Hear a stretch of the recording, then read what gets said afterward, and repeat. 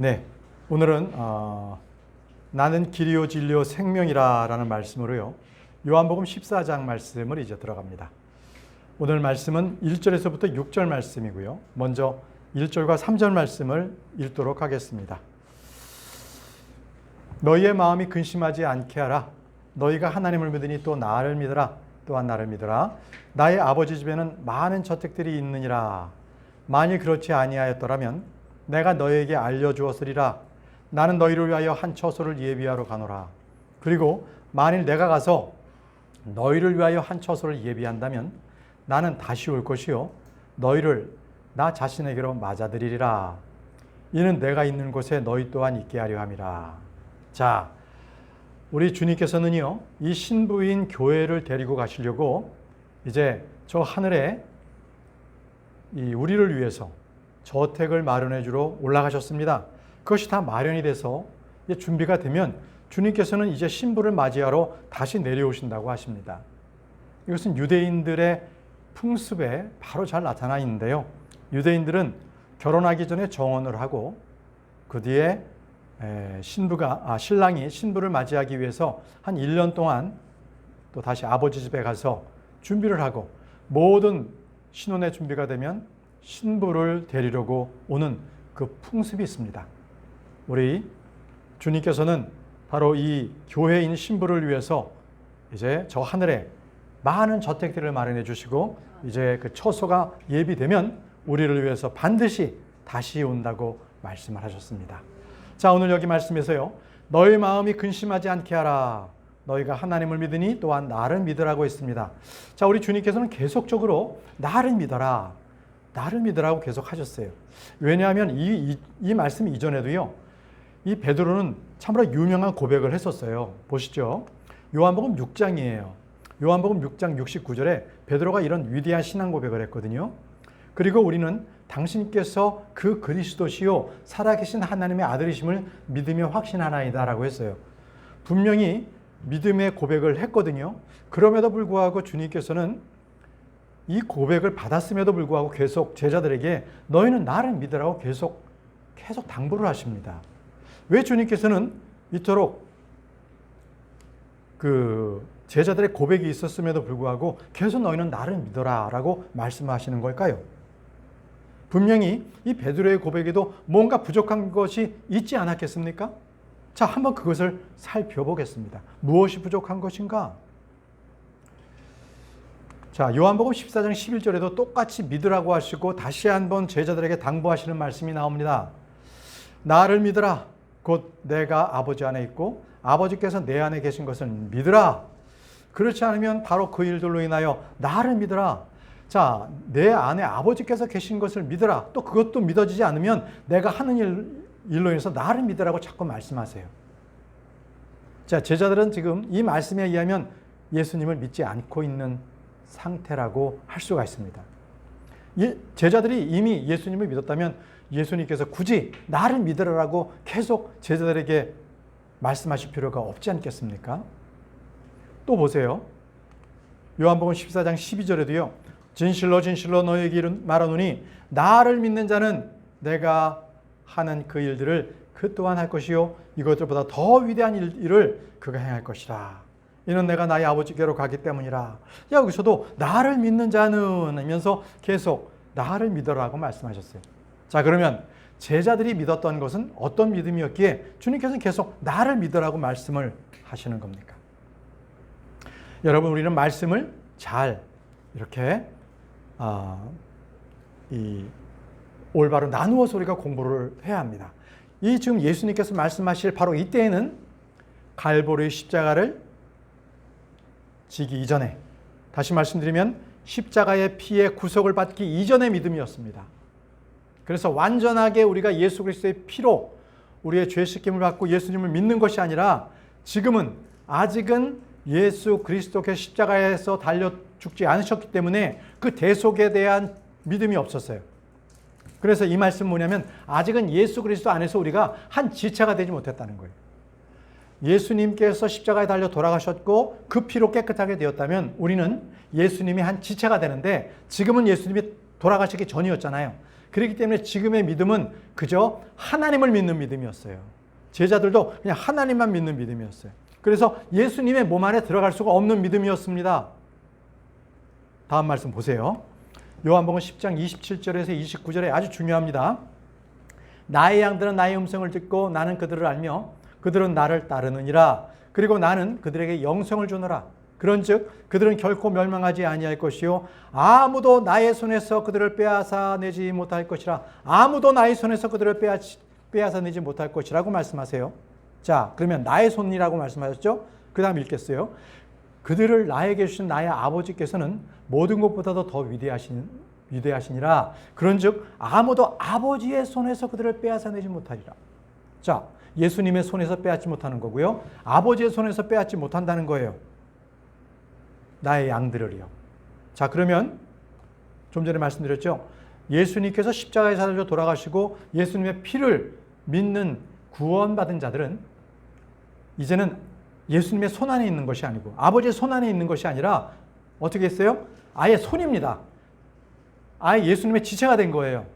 그렇기 때문에 아예 몸의 지체가 되어 있기 때문에 어떤 손에 이렇게 잡혀 있는 것이 아니라는 거죠. 아예 손 자체입니다.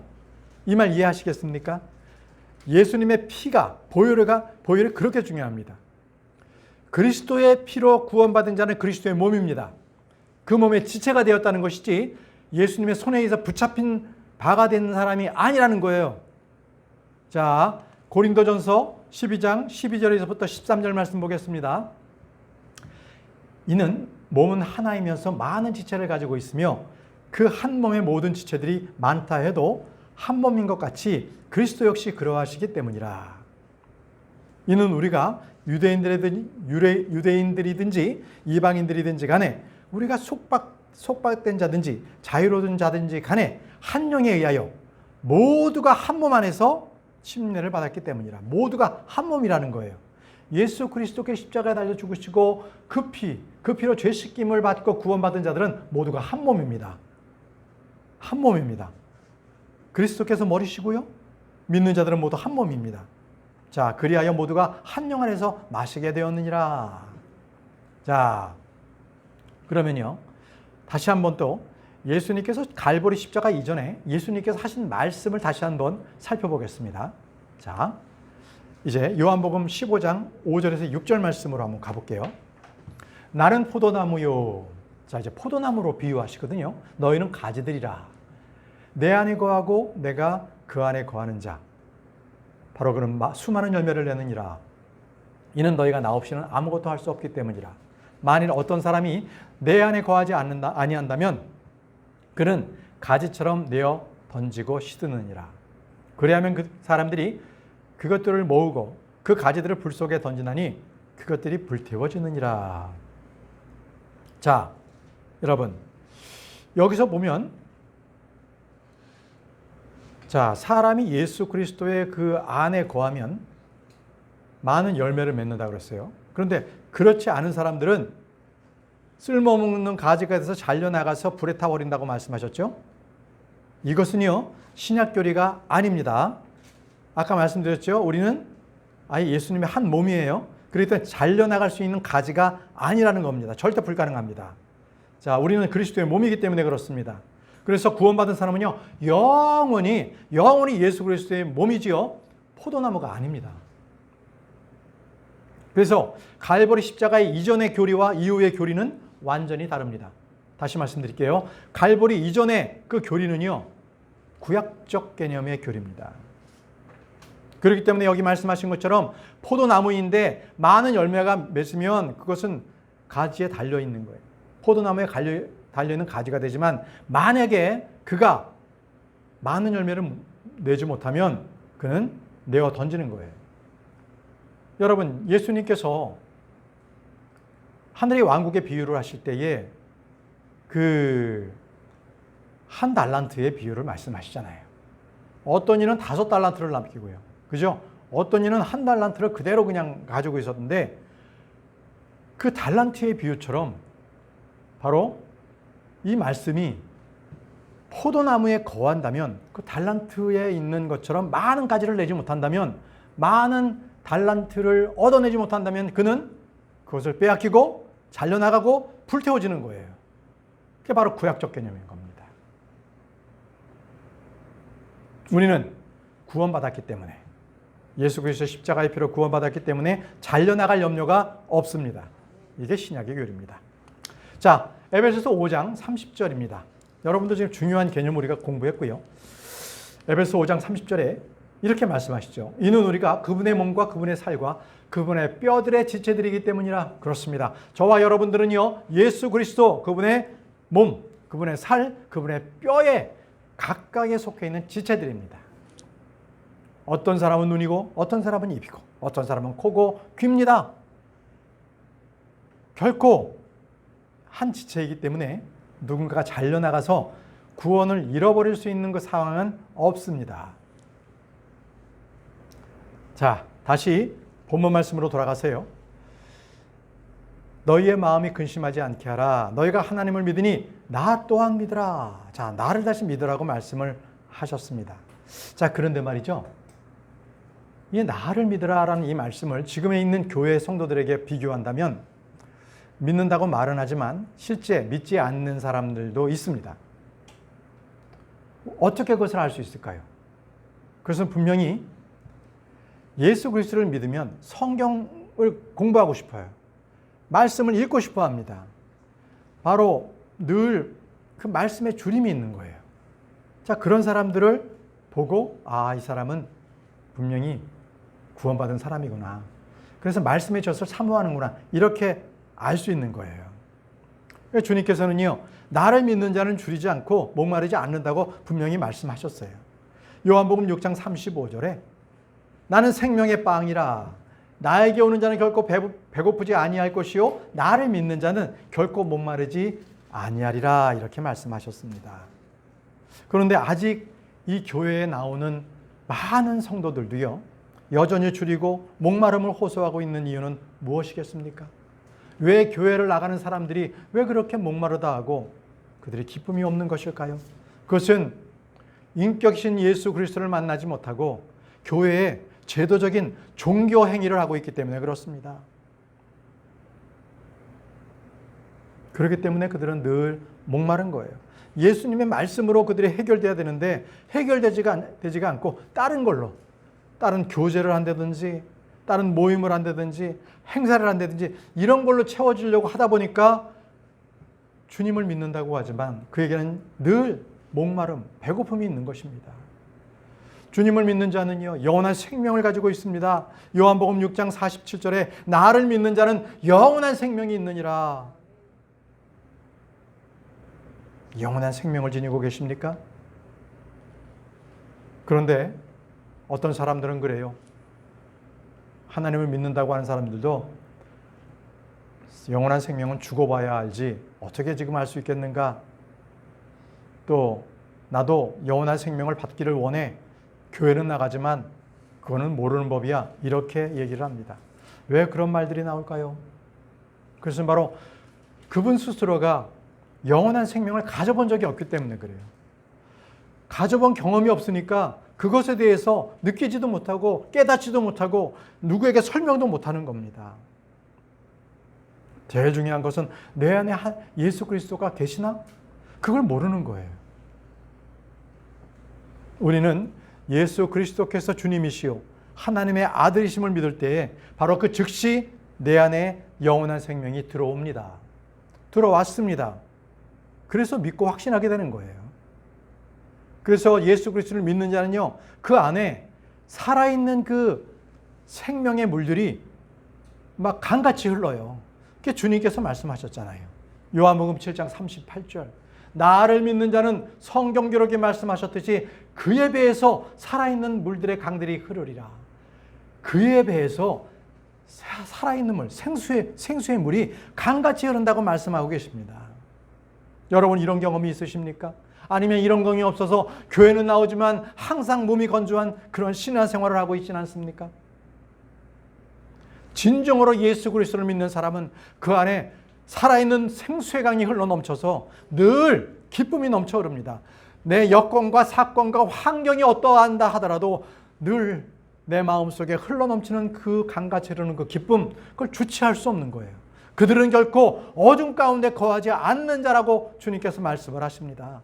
요한복음 12장 46절을 보십시오. 나는 빛으로 세상 속으로 왔으니 누구든지 나를 믿는 자는 어둠 가운데 거하지 않게 하려 함이라. 예수님 믿으십니까? 그러면 그는 빛 가운데 있는 자입니다. 빛 가운데 있는 자는 결코 어둠 가운데서 두렵고 떨림과 세상 근심 걱정을 하지 않습니다. 마음의 그 어둠이 완전히 예수님의 빛으로서 환히 비춰지기 때문에 걱정할 것이 없습니다.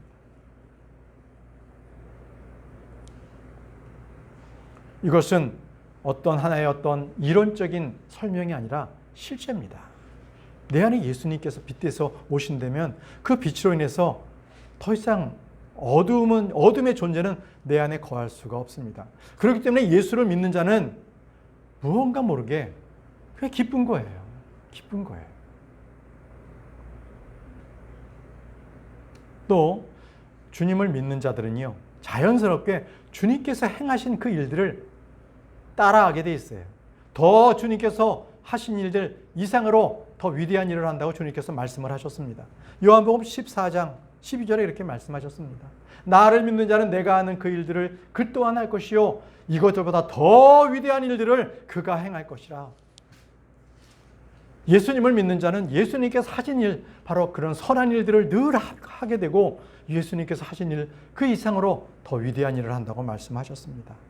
얼마나 감사한 말씀입니까? 우리와 같은 하찮은 존재에게도 주님께서는 우리를 신실하게 여기셔서 당신의 사역 가운데 우리를 넣어주신 그 말씀 아니시겠습니까? 참으로 감사합니다. 우리는 아무것도 아닙니다. 우리는 주님을 믿기 이전에는 죄와 어둠 가운데서 진노의 자식이었습니다. 그 진노가 우리의 머리 위에 있었습니다. 그러나 우리가 예수 그리스도를 믿고 난 이후에는 주님께서는 정말 복되고 기쁘고 감사한 그 영광스러운 주님의 일에 우리를 참여시켜 주셨습니다. 그것이 바로 사역입니다. 미니스트리예요. 사역입니다. 여러분들에게 이런 경험이 있으십니까? 내 안에 예수 그리스도가 계시면 예수님께서 하는 일을 쫓아서 하게 되어 있습니다. 다시 본문 말씀으로 돌아가겠습니다. 요한복음 14장 1절에 너희가 하나님을 믿으니 또한 나를 믿으라. 하나님을 믿으니 또한 나를 믿으라. 여러분, 마귀조차도요, 그들은 하나님을 믿었습니다. 마귀도 하나님을 믿습니다. 보세요. 야고보서 2장 19절입니다. 내가 유일하신 하나님의 계심을 믿으니 내가 잘하는 것이라. 마귀들도 믿고 떠느니라. 마귀들도요, 예수님이 계심을, 하나님을 믿습니다. 그런데 마귀들은 하나님을 인격적으로 아는 것이 아니에요. 그냥 지식적으로 그분은 어떤 분이시다, 전지전능하신 분이시다, 하늘과 땅을 만드신 분이다, 이렇게 지식적으로만 알고 인격적으로 주님을 만나지 못했어요. 자, 우리는 어떻게, 어느 정도까지 예수 그리스도를 믿어야 하겠습니까? 어떻게 믿어야 잘 믿는 것입니까? 보십시오. 요한복음 14장 9절 어떻게 믿어야 하냐고요? 자, 빌립이 그랬습니다. 주님, 아버지를 제게 한번 보여주십시오. 그랬더니 예수님께서 빌립에게 이렇게 말씀하십니다. 나를 본 자는 아버지를 본 것이라. 그리하거늘 너는 어찌하여 말하기를 우리에게 아버지를 보여주소서 하느냐? 나를 본 자는 아버지를 본 것이다라는 것입니다. 여러분, 이것입니다. 예수 그리스도를 본 자는 아버지를 본 것입니다. 예수 그리스도 안에 아버지께서 계시는 거예요. 바로 그 그리스도의 말씀과 행위가 바로 하나님 아버지께서 하시는 일을, 예수 그리스도께서 바로 하나님 아버지라는 것입니다. 삼위일체 하나님께서, 신격이신 바로 그 완전하신 분께서 바로 우리에게 나타나 계신 것입니다. 요한복음 14장 10절에 내가 아버지 안에 있고 아버지께서 내 안에 계심을 내가 알지 내가 믿지 아니하느냐, 이렇게 말씀하셨습니다. 예수 그리스도를 믿는 자는, 그는 아버지께서 바로 예수 그리스도 안에, 또 아버지 안에 예수 그리스도가 계신 것을 분명히 믿습니다. 그렇기 때문에 예수님께서 사람이었는데 신으로 신격화되었다든지 이렇게 헛된 말들에 속아 넘어가지 않습니다. 속아 넘어가지 않습니다. 자, 이제 또 본문 말씀으로 돌아가겠습니다.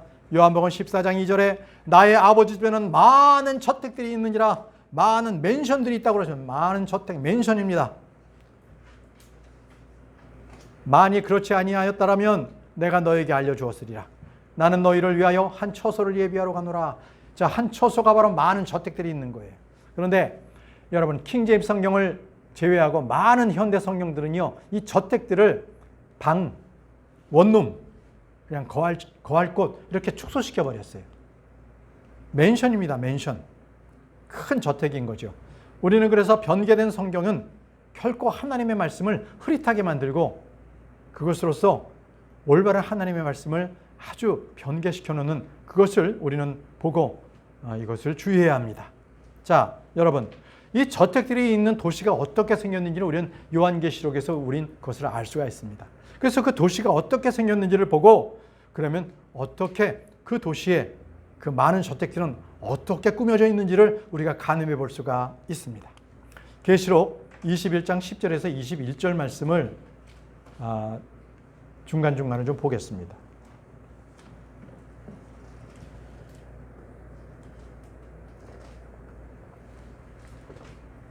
계시록 21장 10절에서 21절인데요. 그리하여 그가 영안에서 나를 거대하고 높은 산으로 멀리 이동시켰고 저 위대한 도성 곧 거룩한 예루살렘을 나에게 보여주었는데, 자, 이 땅에 있는 예루살렘이 아니라 저 하늘에서부터 예루살렘이에요. 하나님께로부터 하늘에서 내려오고 있었으며 뭐가요? 예루살렘이, 하늘의 예루살렘이 딱 내려오는 거예요. 하나님의 영광이 있었더라. 그리고 그녀의 빛은 예루살렘입니다. 도시를 인격화시켜서 그녀라고 합니다. 그녀, 의인화한 거죠. 그녀의 빛은 지극히 보배로운 보석과도 같았으니 곧 벽옥 같고 수정 같더라. 자, 이 거룩한 예루살렘이 빛이 나요. 아주 보배로운 보석처럼, 그리고 벽옥 같고 수정같이 맑았다고 합니다. 자, 그리고 거대하고 높은 성벽이 있었고 12대문들이 있었으며 대문들에는 12천사들이 있었고, 자, 대문들이 있었는데 12개가 있는데 거기에는 12천사들이 딱 지키고 있는 거예요. 그것들 위에, 대문들 위에는 이름들이 기록되어 있는데 그것은 이스라엘 자녀들의 12지파의 이름들이라, 12지파의 이름이 바로 하늘에서부터 내려오는 그 예루살렘 성 12개의 문에 다 이름이 붙어 있는 거예요. 뭐 시몬, 요셉 이런 식으로 이름이 붙어 있는 거죠. 자, 그리고 12대문들은 12진주들이었으며 대문이요, 12대문이 진주로 되어 있는 거예요. 진주로. 모든 대문마다 각각 하나의 진주로 되어 있더라. 그리고 그 도성의 거리는 순금이었으니 유명한 투명한 유리 같았더라. 자, 도성의 그 거리가요, 순금이었습니다. 순금. 완전히 도성 자체가 순금으로 되어 있어, 거리가. 여러분, 그렇다면 이러한 도성, 이러한 성벽, 이러한 도시라면, 자, 바닥, 이 거리가 다 순금으로 되어 있다면 거기에 있는 저택은 어떻게 지어졌을 거라고 생각하십니까? 완전히 순금으로 되어 있지 않겠어요? 기본이 순금이니까.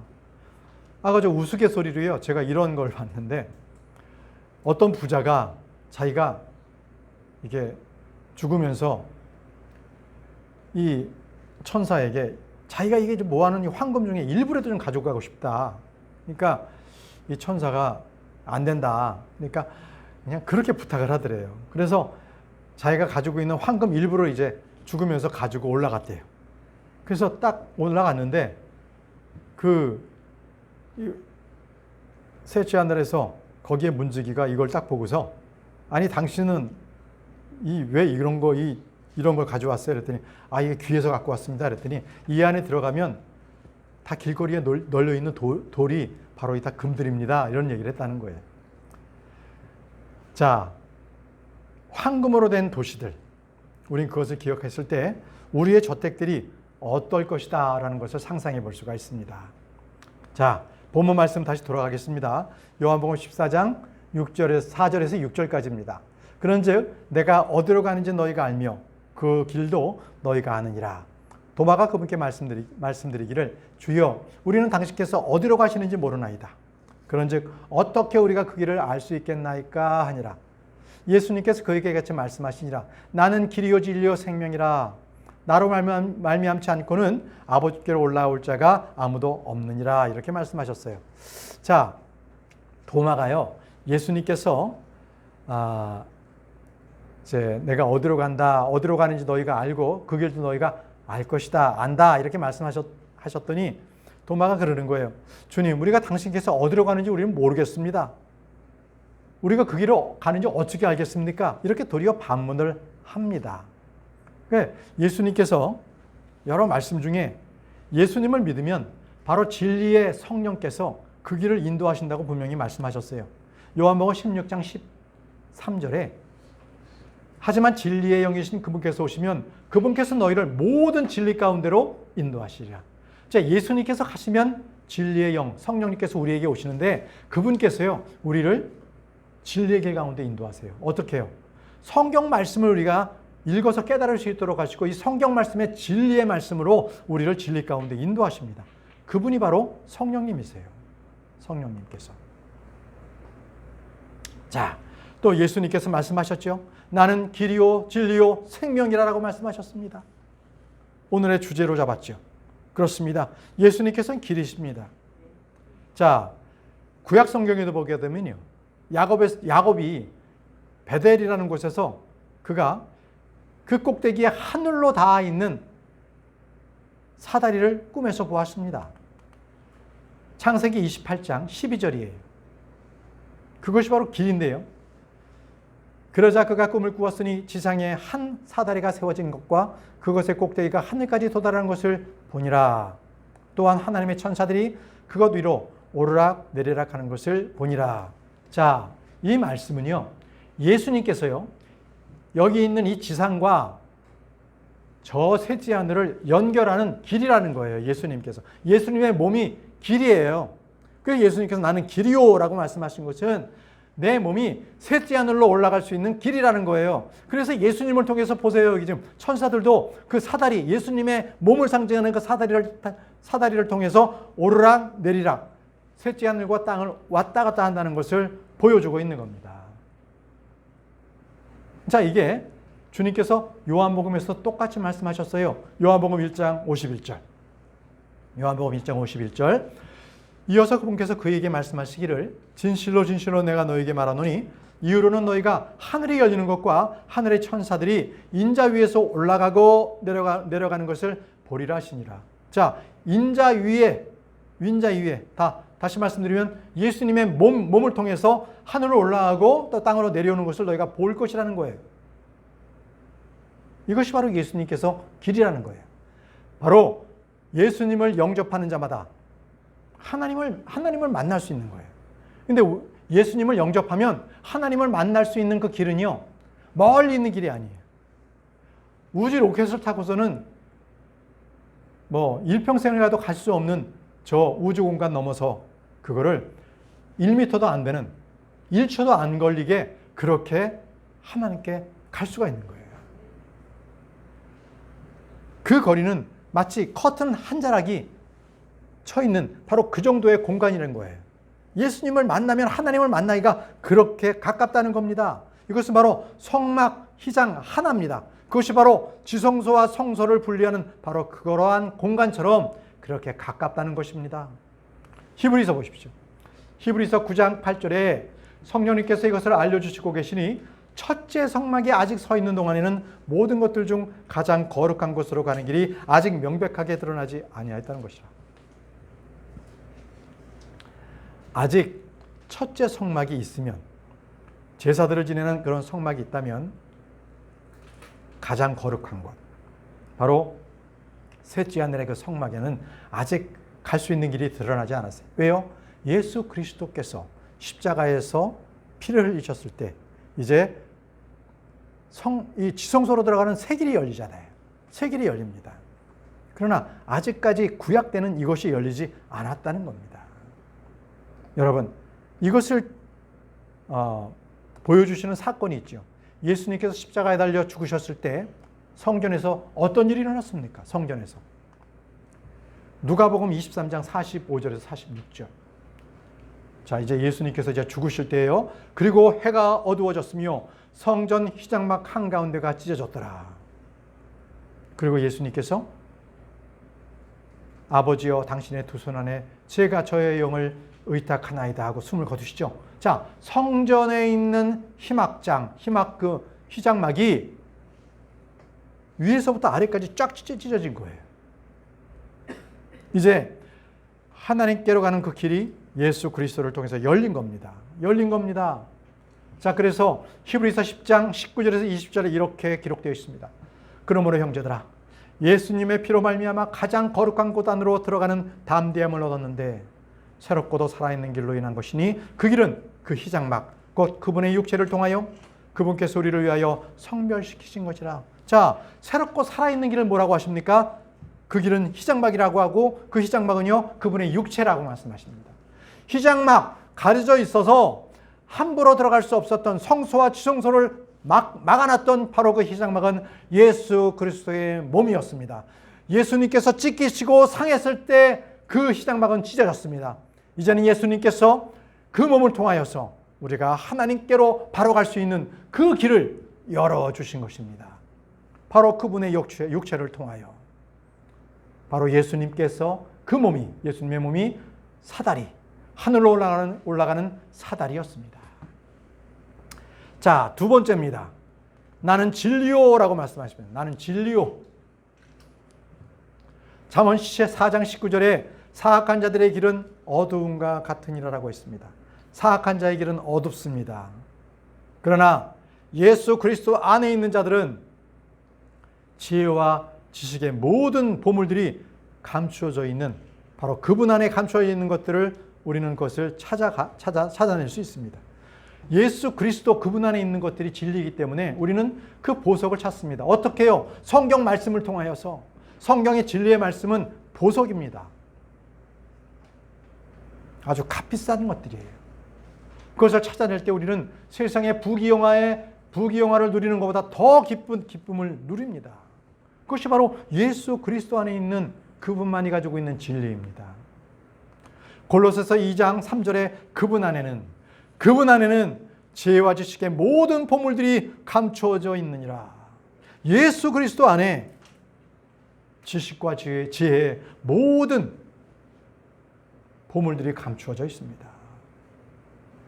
자, 예수님께서는 길이요, 진리요, 이제 마지막 세 번째가 생명입니다. 나는 생명이라고 말씀하셨습니다. 나는 생명이다. 요한일서 5장 12절에 아들이 있는 자는 생명이 있고 하나님의 아들이 없는 자는 생명이 없느니라. 주 예수 그리스도께서 내 안에 있다면 내 안에는 생명이 있는 것입니다. 그러나 내 안에 예수 그리스도가 계시지 않으면 그는 생명이 없는 자입니다. 주님께서는요, 바로 그 영원한 생명의 원천이시기 때문에 그렇습니다. 동물들이 살아있다고 해서 그 동물들마다 영원한 생명을 갖고 있는 것이 아니죠. 사람도 마찬가지입니다. 예수 그리스도를 믿지 않았다면 그 사람은 그 안에 영원한 생명이 없습니다. 잠시 육체를 입고 있다가 반드시 사망하게 됩니다. 그것이 하나님께서 정하신 법입니다. 꼭 죽게 돼 있습니다. 그러나 예수 그리스도를 믿는 자는 영원한 생명을 소유한 자들입니다. 요한복음 3장 36절에 아들을 믿는 자는 영원한 생명을 가졌고 아들을 믿는 자는 영원한 생명을 가졌고 아들을 믿지 아니하는 자는 생명을 보지 못하고 오히려 하나님의 진노가 그 위에 거하느니라. 그렇습니다. 예수 그리스도를 믿는 자는 영원한 생명을 이미 가진 자입니다. 복된 자입니다. 그러나 예수 그리스도를 믿지 않는 자는 오히려 하나님의 진노가 그의 위에 거한다고 말씀하셨습니다. 예수 그리스도를 믿어야 영원한 생명을 얻습니다. 오늘은 예수 그리스도께서 나는 길이요 진리요 생명이라는 말씀을 우리가 공부를 했습니다. 우리는 언제나 길이 되시고 그리고 진리 되시고 영원한 생명이 되시는 예수 그리스도를 따라 살아야 할 것입니다. 다 같이 기도하고 우리 성경 공부를 마치도록 하겠습니다.